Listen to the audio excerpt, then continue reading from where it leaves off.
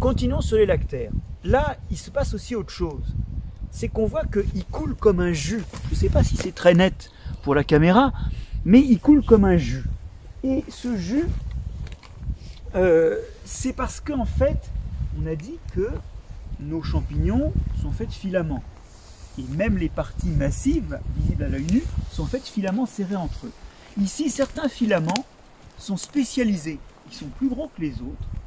Et ils accumulent un liquide sous pression. Et en plus, ils sont montés en réseau. Ce qui fait que quand vous brisez quelque part, ça sort. Donc, vous savez, cette histoire-là, elle existe aussi chez les plantes. Il y a plein de plantes qui, quand vous les brisez, il y a un latex qui sort. La chélidoine, ça fait un latex jaune. Vous savez, c'est l'herbe à verrues. Parce que ce latex qui coule, ce lait qui coule, si on veut, on peut appeler ça un lait en botanique, hein. Ce latex qui coule, il contient des protéases, des enzymes qui détruisent la peau et qui notamment vont détruire la verrue. Vous avez ça sur les euphorbes comme l'EVA, enfin les plantes de la famille des euphorbes comme l'EVA, comme, qu'est-ce que je pourrais vous citer d'autre, les euphorbes pour ceux qui connaissent, l'herbato. Alors, on a aussi ça sur la laine, mais c'est encore une autre famille. Vous avez ça sur la laitue. L'actuda. Ah oui, la laitue, elle s'appelle comme ça parce que les laitues, les pissenlits, quand vous les coupez, il y a du lait qui coule. Et en fait, c'est la même chose. Il y a des réseaux de cellules qui ont fusionné entre elles et qui font un réseau qui contient un liquide sous pression. Et ce liquide sous pression, dès qu'il y a une blessure, il coule. Et vous voyez que c'est une convergence évolutive entre les plantes et les champignons. Et il contient toutes les molécules toxiques pour les agresseurs. Les protéases de la chélidoine, l'herbe à verrues, en fait, c'est des enzymes qui coupent les protéines. Et si jamais vous en mangez, ça va couper vos enzymes digestives, ça va vous couper la digestion. Dans ces cas-là, le lait, il contient tout un tas de terpènes et de tanins.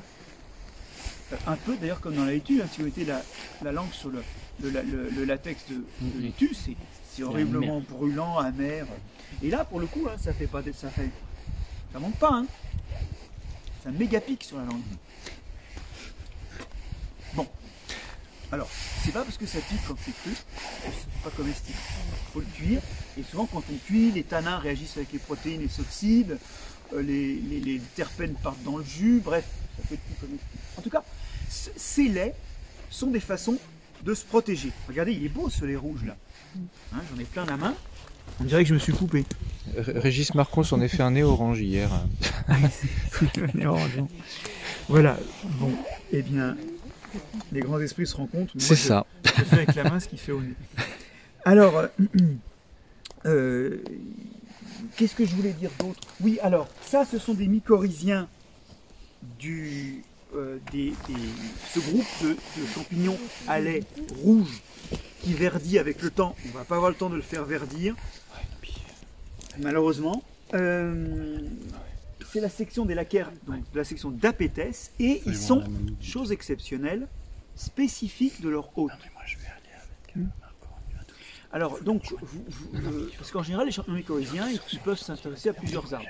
Là, ceux-là, ils sont spécifiques des arbres. Donc, il faut regarder ce qu'il y a au-dessus. Et au-dessus, je vois des sapins. Donc, c'est salmonicolore, Lactarius salmonicolore, et c'est un bon comestible.